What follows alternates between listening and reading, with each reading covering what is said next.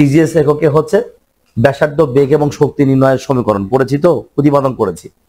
এখন এই মানগুলোকে আমি যদি হচ্ছে এরকম একটা নির্দিষ্ট মান, এই মান দ্বারা গুণ করি, তাহলে এর সমীকরণ কেমন হবে? এস এককে আর এন সমান কেমন যাবে ব্যাসার্ধ? এই মানটাকে এখানে দেখবে, এই যে 4 আর 4 কাটে যাবে, পাই আর পাই কাটে যাবে, থাকবে কি বলেন তো?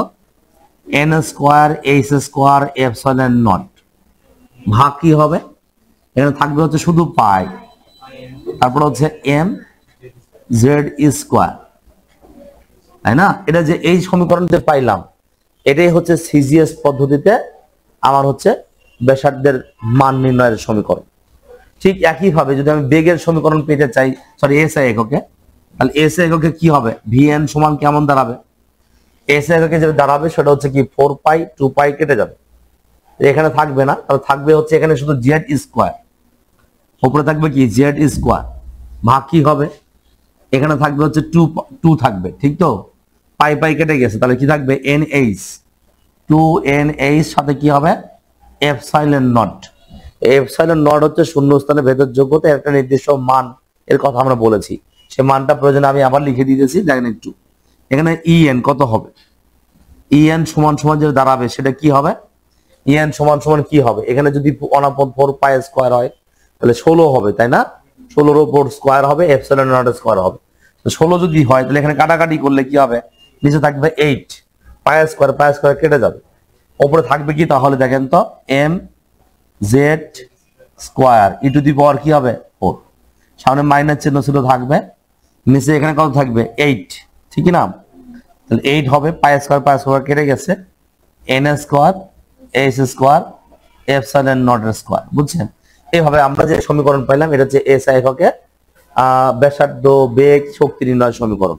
যদি আমি এটা পারি, এখান থেকে এটা বের করতে পারি, তাহলে কি আমার মুখস্থ করতে হচ্ছে চেষ্টা করে? শুধু এই মান দ্বারা গুণ করলে হয়ে যাচ্ছে। এখন এই যে ভেদর এপসাইলন নট এর মান হচ্ছে 8.854 গুণন 10 টু দি পাওয়ার মাইনাস হচ্ছে 12 নিউটন, মানে কুলম্ব স্কোয়ার, কি ছিল? মিটার স্কোয়ার না, কুলম্ব স্কোয়ার ছিল, কুলম্ব স্কোয়ার, হ্যাঁ, coulomb square per newton per metre square, এই যে মানটা ছিল, এই মানটা এখানে বসাতে 8.854 গুণ 10 to the power minus 12 coulomb square per newton per কি হবে? Metre square. অঙ্ক বসা দিলে এসে একক। এখানে কিন্তু যখন মান বসাবো না, এপসাইলন যখন বসাবো, তখন বাকি সবগুলো মান বসাবো কোন এককে? এসে এককে। বুঝছেন? তাহলে এই যে সিজিএস একক এবং এসআই এর মধ্যে কম্পেয়ার যে বিষয়টা, এটা বোঝানোর চেষ্টা করা হয়েছে। এখন দেখেন আমরা এই শর্টকাট গুলো শিখবো। সিজিএস এর যে শর্টকাট ছিল সেই শর্টকাট গুলো মনে রাখবেন।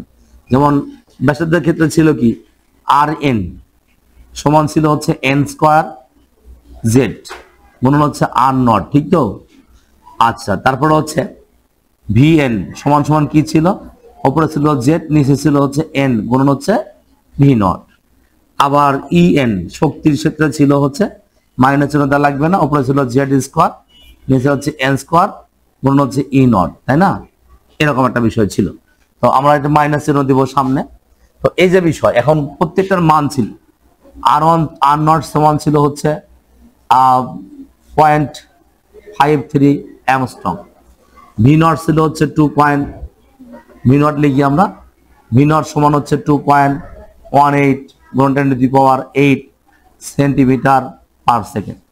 এখানে ই নটের যে মান ছিল সেটা হচ্ছে 13.6 ইভি, ইলেকট্রন ভোল্ট। আমরা ইতিপূর্বে লিখেছি ইলেকট্রন ভোল্ট থেকে জুলে যাব, জুল থেকে আগে যেতে পারবো, এটা হচ্ছে শর্টকাট। এমন সম্পর্কটা আসি, সম্পর্কটা কেমন ছিল? সম্পর্ক হচ্ছে এই যে একটা কক্ষপথের সাথে আরেকটা কক্ষপথের সম্পর্ক, বেগের সম্পর্ক বা শক্তির সম্পর্ক কেমন হবে? দেখেন আর এন ভাগ হচ্ছে আর ওয়ান সমান ছিল এখানে এন স্কোয়ার, ভাগ হচ্ছে এখানে কি হবে? 1 স্কোয়ার।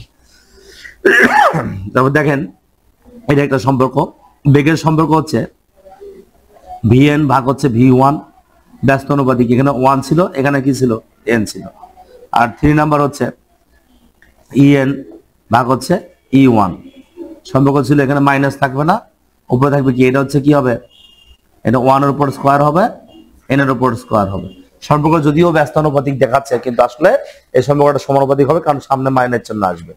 এই যে শর্টকাট সম্পর্ক, আর আমরা পারলাম হচ্ছে এসআই একক, সিজিএস একক। লাস্ট যে কতটুকু দেখলেন এটা হচ্ছে এই টপিকগুলোর মূল জিনিস, এগুলো দিয়ে আমরা ম্যাথ করবো। সবাই আশা করি বুঝতে পারছেন।